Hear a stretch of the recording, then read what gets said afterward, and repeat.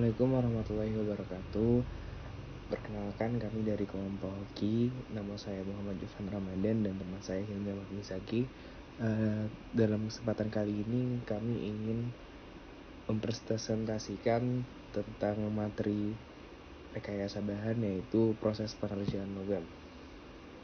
Nah, pada proses pengerjaan logam ini ada yang namanya operasi pembentukan. Apa sih itu operasi pembentukan? Operasi pembentukan adalah operasi di mana sebuah potongan logam berubah bentuk karena deformasi plastik. Tentunya deformasi tersebut harus diinduksi oleh gaya luar atau tegangan yang besar yang harus melebihi kekuatan hulu dari bahan. Nah, kemudian ada macam-macam operasi pembentukan, teknik-teknik pembentukannya. Yang pertama adalah penempaan atau forging.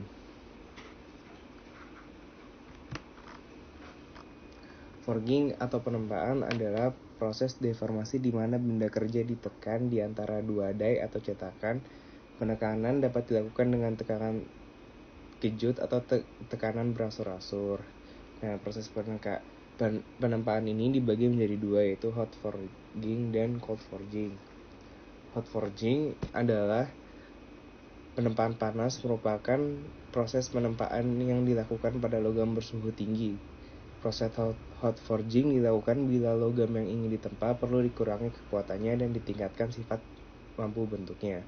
Karena logam yang akan ditempa kekuatannya berkurang dan mampu bentuknya meningkat, hot forging relatif memerlukan gaya yang lebih kecil dibanding cold forging. Tingginya sifat mampu membentuk membuat produk hasil forging memiliki akurasi ukuran dan kualitas permukaan yang lebih buruk dibandingkan dengan cold forging. Kemudian yang cold forging atau disebut penempaan dingin merupakan proses penempaan yang dilakukan pada logam bersuhu ruang. Proses penempaan ini memerlukan gaya yang lebih besar dibandingkan dengan hot forging. Hal tersebut dikarenakan logam yang dingin memiliki kekuatan yang lebih besar daripada logam yang panas. Syarat dari logam atau material yang dapat dikerjakan dengan cold forging ini harus memiliki sifat mampu bentuk yang tinggi pada suhu ruang. Syarat tersebut harus dipenuhi supaya perubahan bentuk dapat terjadi tanpa timbulnya retak atau patah. Dibandingkan dengan hot forging, cold forging memiliki akurasi ukuran dan kualitas permukaan yang lebih baik. Nah, ini ada jenis-jenis forging ya. Yang nomor 1 itu open die forging, nomor 2 itu impression die forging, dan nomor 3 itu flashes die forging. Kemudian ada yang namanya rolling. Pengertian rolling atau pengerolan adalah proses pengurangan ketebalan atau proses pembentukan pada benda kerja yang panjang. Proses rolling ini dilakukan dengan satu set roll yang berputar dengan menekan benda kerja supaya terjadi perubahan bentuk. Nah, rolling dibagi jadi dua juga, yaitu hot rolling dan cold rolling. Hot rolling itu merupakan tahap awal dari proses pengerolingan material. Hot rolling dilakukan di atas suhu rekristalisasi. Material yang akan di-roll biasanya berupa ingot atau logam hasil penuangan. Material tuang memiliki struktur yang kasar dan butir-butirnya tidak seragam. Karena struktur di dalamnya kasar dan tidak seragam, material tuang ini memiliki sifat yang getas dan ada kemungkinan memiliki lubang kecil atau pori-pori. Dengan dilakukannya proses hot rolling, struktur material tuang dapat dikonversi menjadi struktur material tempa. Struktur material tempa memiliki butir-butir yang lebih halus dan rapi. Kondisi butir tersebut menjadikan material bersifat lebih daktil. Di samping itu, proses rolling dapat menutup lubang kecil-kecil di dalam material.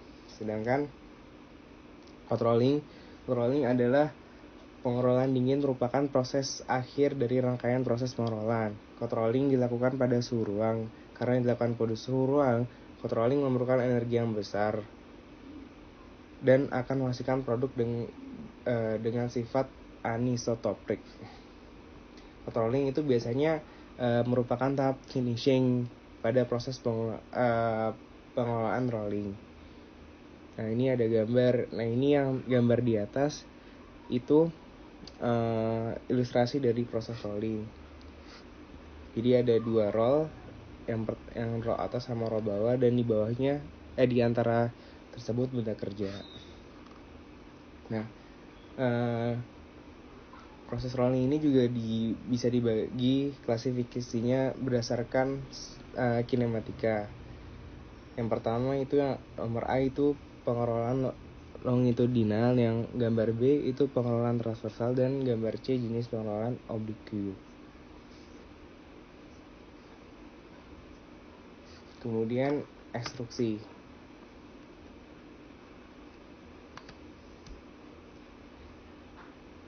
Ekstrusi ini apa? Ekstrusi adalah proses mengeluarkan material melalui jalur tertentu sehingga menghasilkan bentuk panjang dengan penampang seperti lubang jalur. Menurut proses pengerjaannya ada dua jenis ekstrusi, yaitu direct extrusion dan indirect extrusion. Nah, ini ada gambar direct extrusion dan indirect extrusion. Nah, ekstrusi juga dibagi menjadi dua secara suhunya, yaitu hot extrusion dan cold extrusions. Ekstrusi panas atau extrusion dilakukan pada logam yang suhunya di atas temperatur rekristalisasi. Suhu tersebut mengurangi kekuatan bahan dan meningkatkan keuletan bahan. Ekstrusi panas diperlukan ketika ingin mengurangi dimensi benda kerja secara ekstrim dan membentuk benda yang kompleks. Kemudian yang ekstrusi dingin dilakukan pada suhu ruang. Proses ini biasanya digunakan sebagai finishing. Tujuan ekstrusi dingin agar benda bekerja memiliki dimensi yang sesuai permukaannya, dan hasil permukaannya baik dan kekuatannya meningkat. Dan yang tadi saya sebutkan, jadi ekstrusi dibagi menjadi dua jenis macam, yaitu direct extrusion dan indirect extrusion. Direct extrusion itu pada ekstrusi jenis direct extrusion, logam dimasukkan ke dalam wadah dan ditekankan dengan penekanan RAM. Penekanan tersebut membuat logam keluar dari lubang di sisi lain wadah dan memiliki bentuk penumpang sesuai dengan bentuk lubang atau cetakannya. Sedangkan indirect extrusion pada ini adalah die atau cetakan dipasang pada pendorong RAM. Ketika pendorong material tersebut akan mengalir melalui celah dengan arah yang berlawanan. Kemudian ada drawing atau penarikan. Nah, drawing ini adalah proses penarikan batang atau kawat melalui sebuah die atau cetakan. Drawing dapat diterjemahkan proses penarikan. Proses ini bertujuan untuk mengurangi dimensi menapang batang atau kawat. Variabel utama dalam proses drawing mirip dengan ekstrusi, yaitu pengurangan loss penumpang, sudut die, gesekan panjang permukaan die, dan dengan benda kerja maksudnya, dan kecepatan drawing. Sudut die yang di sini, yang digambar ini, sudut die itu sangat memengaruhi gaya penarikan dan kualitas produk yang ditarik. Selanjutnya adalah casting atau pengecoran. Adalah proses fabrikasi di mana logam yang telah cair dituangkan ke dalam cetakan yang memiliki bentuk yang diinginkan.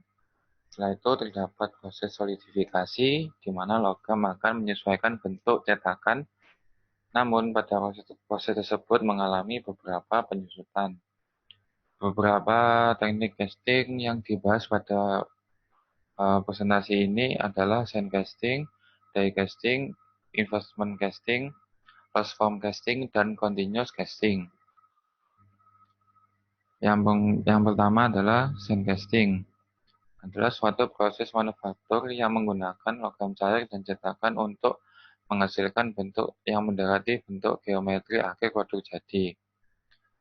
Pengecoran dengan cetakan pasir merupakan cetakan yang paling banyak digunakan karena memiliki beberapa keunggulan, diantaranya dapat mencetak logam dengan titik lebur yang tinggi seperti baja, nikel, dan titanium, lalu dapat mencetak benda cor dengan berbagai macam ukuran, jumlah produksi dari 1 sampai jutaan. Terdapat 6 langkah dalam proses ini.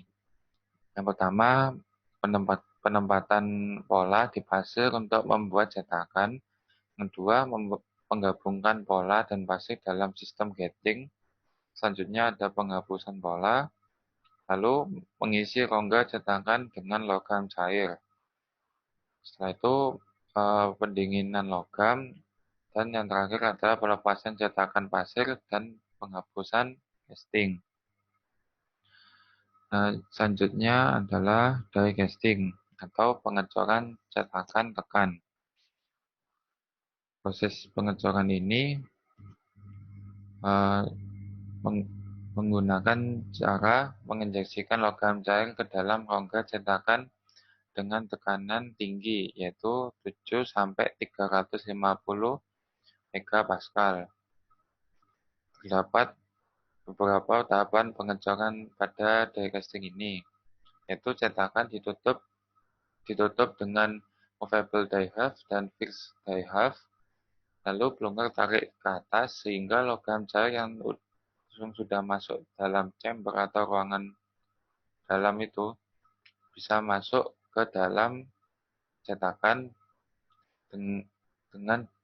dengan tekanan yang tinggi. Setelah itu tekanan dipertahankan sampai proses pendinginan dan pembekuan selesai. Setelah proses tersebut selesai, pelungker ditarik, lalu cetakan dibuka, dan benda coran yang telah membeku ditekan keluar dengan menggunakan pin ejector. Setelah itu proses pengecoran telah selesai. Selanjutnya adalah investment casting. Investment casting dapat diartikan sebagai proses pengecoran logam ke dalam cetakan atau menuangkan slurry untuk proses coating ke pola yang setelah diatur pada temperatur kamar. Setelah itu pola dikeluarkan menggunakan panas dan mengisi cetakan dengan cairan logam. Investment casting merupakan proses pengecoran dan juga dapat disebut dengan loss base casting, di mana salah satu teknik tertua dalam pengecoran logam.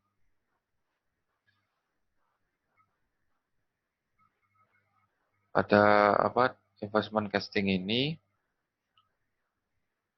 mempunyai keunggulan, yaitu komponen coran dengan akurasi, fleksibilitas, dan integrasi dalam berbagai logam dan paduan kinerja yang tinggi. Lalu terdapat proses investment casting. Proses pembentukan cetakan di mana dimulai dengan cetakan dibuat dari pasir, cetak atau jan casting. Lalu diawali dengan pembuatan model atau pattern. Setelah itu untuk model yang dipakai dalam proses ini ialah dipilih dari bahan yang memiliki titik cair yang sangat rendah, misalnya lilin. Hal ini digunakan dalam berbagai pembuatan model dengan bentuk yang sangat rumit.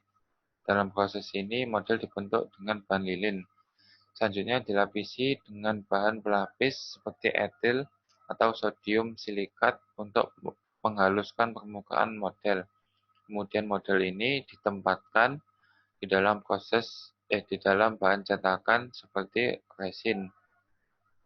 Selanjutnya investment cetakan tersebut dikeringkan melalui pemanasan, di mana proses pengeringan dengan pemanasan dari suhu 100 derajat Celcius sampai 110 derajat Celcius. Hal ini mengakibatkan lilin sebagai pattern tersebut menjadi cair dan mengalir melalui pori-pori bahan cetakan sehingga membentuk rongga sesuai dengan bentuk produk yang diinginkan. Kemudian pemanasan dilanjutkan sampai 1000 derajat Celcius untuk mengeraskan cetakan tersebut. Proses pengecoran dengan investment casting ini menghasilkan produk yang akurat karena mold atau cetakannya sangat kaku, serta digunakan hanya untuk satu buah produk dan untuk produk berikutnya harus membentuk mold baru. Lalu selanjutnya adalah closed form casting. Closed form casting ini termasuk pembaruan dari investment casting. Closed form casting bedanya dengan investment casting yaitu penggunaan gelembung atau busa foam sebagai pola, dan foam ini lebih mudah untuk menguap sehingga mempermudah proses pengecoran. Closed form casting ini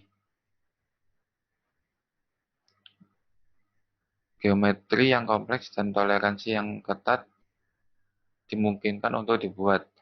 Selain itu, dibandingkan dengan pengecoran pasir atau sandcasting, pengecoran ini adalah proses yang lebih sederhana, lebih cepat, dan lebih murah. Dan ada lebih sedikit limbah yang dihasilkan dari closed form casting ini. Paduan logam yang paling umum digunakan dalam teknik ini adalah besi cor dan paduan aluminium. Pengecoran ini pengaplikasiannya yaitu dalam pembuatan blok mesin mobil, kepala silinder, blok mesin kelautan, dan bingkai motor listrik.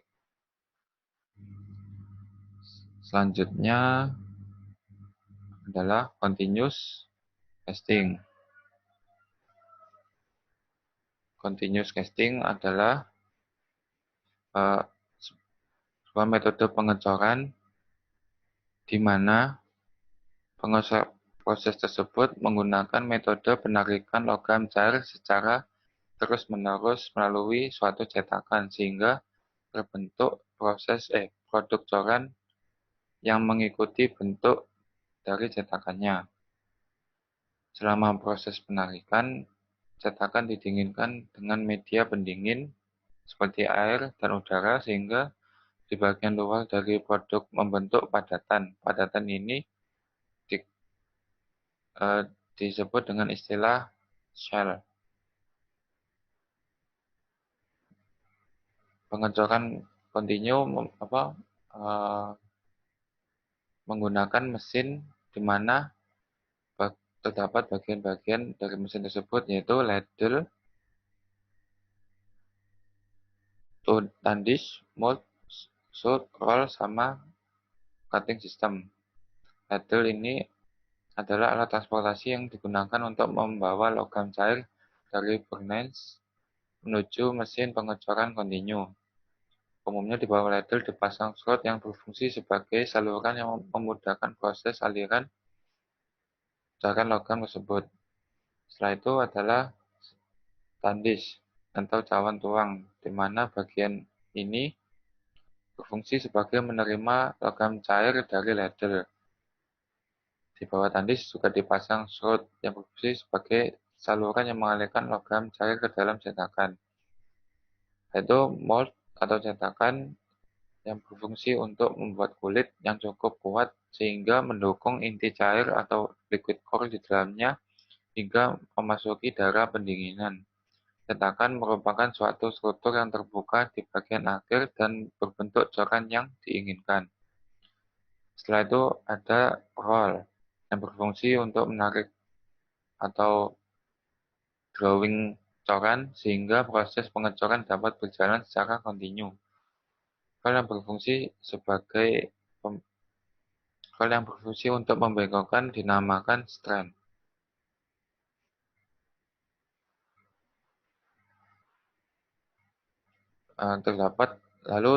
Dari continuous casting ini terdapat kelebihan, yaitu pengoperasiannya lebih mudah, lalu biaya produksinya yang lebih murah walaupun investasi awal yang mahal, lalu dapat dihasilkan produk yang berukuran besar. Setelah itu, cacat porositas akibat arah pembekuan dapat dikurangi, karena pada metode ini arah pembekuannya seragam. Setelah itu, teknik fabrikasi lainnya. Yang pertama adalah powder metalurgi.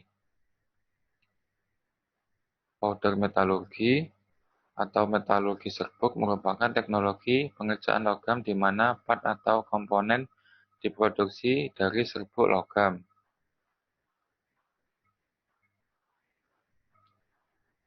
Powder metalurgi ini terdapat proses di mana material tepung atau serbuk yang halus itu pertama dicampur. Setelah itu ditekan menjadi menjadi bentuk tertentu yang diinginkan. Setelah itu dipanaskan atau sintrot dengan pengontrolan udara untuk perekatan permukaan partikel dan penentuan sifatnya. Dalam metalurgi serbuk ini memiliki kelebihan, antara lain mampu digunakan untuk membuat komponen berukuran kecil atau sangat kecil, lalu mampu memproduksi komponen jadi atau net shape, atau komponen hampir jadi secara massal, lalu mampu mengurangi bahkan menghilangkan proses lanjutan karena proses metalurgi serbuk langsung menghasilkan komponen jadi atau hampir jadi tersebut. Lalu tidak membuang material. Sekitar 97% material serbuk dapat dikonversi menjadi produk jadi. Atau dengan kata lain hanya 3% yang dibuang. Lalu beberapa logam paduan dan cermet tidak dapat diproduksi dengan metode lain, namun hanya diproduksi menggunakan metalurgi serbuk. Lalu selanjutnya, dimensi produk hasil metalurgi serbuk lebih akurat dibanding produk hasil pengecoran. Pada metalurgi serbuk penyimpangannya lebih kecil. Metode proses metalurgi serbuk dapat dilakukan secara otomatis. Selanjutnya adalah welding atau pengelasan. Dalam pengelasan ini terdapat 2 atau lebih bagian logam bergabung untuk membentuk satu bagian, baik logam yang serupa maupun yang tidak serupa dapat dilas untuk menjadi suatu bentuk bagian. Berbagai metode pengelasan antara lain pengelasan busur dan gas serta mematri dan menyolder. Selama pengelasan busur dan gas, benda kerja yang akan disambungkan dan bahan pengisi dipanaskan pada suhu yang cukup tinggi agar keduanya sama-sama mencair. Setelah itu bahan dipadatkan lalu bahan pengisi membentuk gabungan fusi antara benda kerja. Setelah itu terdapat daerah yang berdekatan dengan hasil lasan yang mengalami perubahan struktur mikro dan properti. Wilayah ini disebut dengan Heat Affected Zone atau HAZ. Nah, kemungkinan terjadinya HAZ ini meliputi jika bahan benda kerja sebelumnya dikerjakan secara cold work yang mungkin telah mengalami rekristalisasi. Yang kedua, yaitu saat diinginkan tekanan residu dapat terbentuk di wilayah ini yang dapat melemahkan sambungan. Untuk baja, material di zona ini yang telah dipanaskan hingga suhu yang cukup tinggi sehingga membentuk austenit. Setelah didinginkan hingga suhu kamar, produk mikrostruktur yang terbentuk berada pada laju pendinginan dan komposisi paduan. Beberapa baja yang tahan karat yang memiliki sifat sensitif selama pengelasan, di mana akan membuatnya rentan terhadap korupsi. Lalu teknik modern yang termasuk dalam welding atau pengelasan yaitu laser welding atau menggunakan sinar laser. Di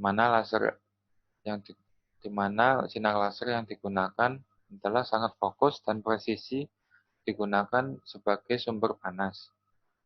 Sinar laser dapat melelehkan logam induk di mana setelah dipadatkan sambungan fusi terbentuk dan seringkali bahan pengisi tidak perlu untuk digunakan. Lalu beberapa keuntungan dari teknik laser welding adalah sebagai berikut. Yang pertama, menggunakan proses non-kontak yang menghilangkan distorsi mekanik benda kerja tersebut. Yang kedua, yaitu cepat dan otomatis. Yang ketiga, input energi ke benda kerja rendah. Oleh karena itu, ukuran dari heat affected zone atau HAZ kecil. Lasan mungkin berbentuk kecil dan sangat presisi. Lalu selanjutnya, berbagai macam logam dan paduan dapat tergabung menggunakan teknik ini. Lalu yang terakhir, memungkinkan pengelasan bebas porositas dengan kekuatan yang lebih sama dengan logam dasar. Sekian dari presentasi kami. Kurang lebihnya mohon maaf. Semoga dari presentasi ini membawa manfaat dan ilmu baru kepada kita semua. Terima kasih. Assalamualaikum warahmatullahi wabarakatuh.